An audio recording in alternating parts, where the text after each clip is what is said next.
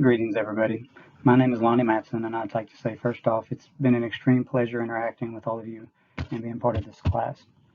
This is my oral presentation for the project which I've entitled Secret Languages, Nushu and Nyobo Kotoba, Chinese Patriarchal Survival versus Japanese Female Court Conformity. Okay, let's get started. Okay, the first thing I want to look at is my thesis statement.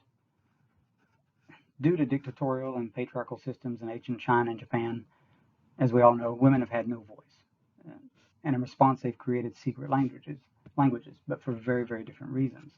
In China, it was to endure and to have a means so that they could chronicle the misery and the pain that they endured with other women. While in Japan, it was just a bit different. It was to become more efficient in the court system that they existed in so that they could survive and advance in any way possible. These are two very different reactions, but the critical point to remember is that both use language as a means to survive. Now, a brief overview of the paper. The first thing I'm going to talk about in it is the importance of language in cultural anthropology. And after I talk about that a bit, I'm going to give a few examples of existing secret languages so you kind of get the idea of where I'm coming from. Then we'll go into the resistance by the Chinese females in the creation of Nushu. What led them to create this language? What pressures did they endure? Then we'll look into Japan and the conformity of the women who lived in the court. Why did they choose not to fight? Why did they accept their station, so to speak, rather than fight back? And that leads to the last point. I want to explore the differences between the two, which I just spoke of above, because that's very critical. They both used language, but in the end, they chose two different routes of doing so. I would like to speak about one particular thing. Why did I choose this particular project? Well, I was actually inspired by my anthropology world cultures through film class. I'm taking that as well this semester.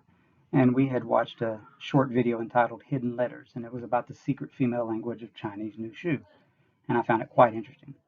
So when this project started to take shape, I was like, well, why don't I see if there's another secret language in East Asia that I can compare it to?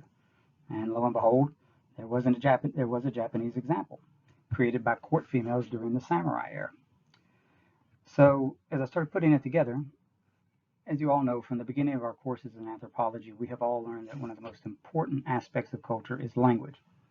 And so given this fact, I wanted to discuss how language has been employed by women in China in the past to achieve very different goals when they're confronted with rigid caste-like systems and patriarchy.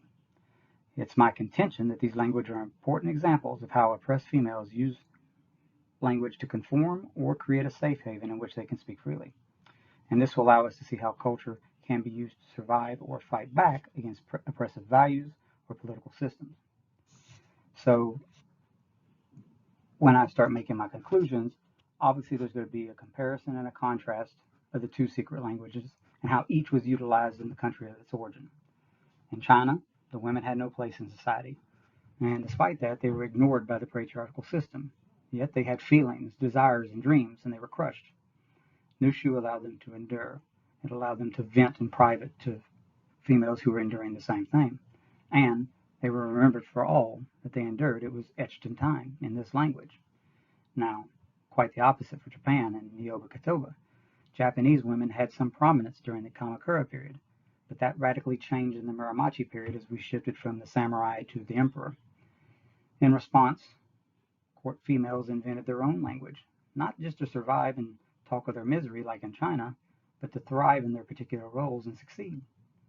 And I hope to make the conclusion that when pressure rises or totalitarian ideas and movements oppress women, language is a legitimate means of escape and survival for them.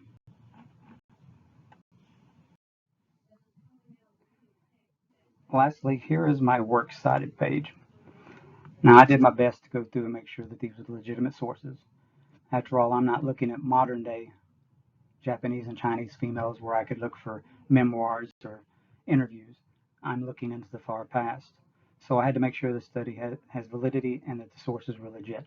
I think I did a good job of doing so, and it's going to be my extreme privilege to present this paper to everyone. I'd like to thank you for listening. I apologize for any mistakes. I tried to do this naturally, and I look forward to any and all feedback that you can give me. Good luck on your finals, and I wish you all the very best. Thank you.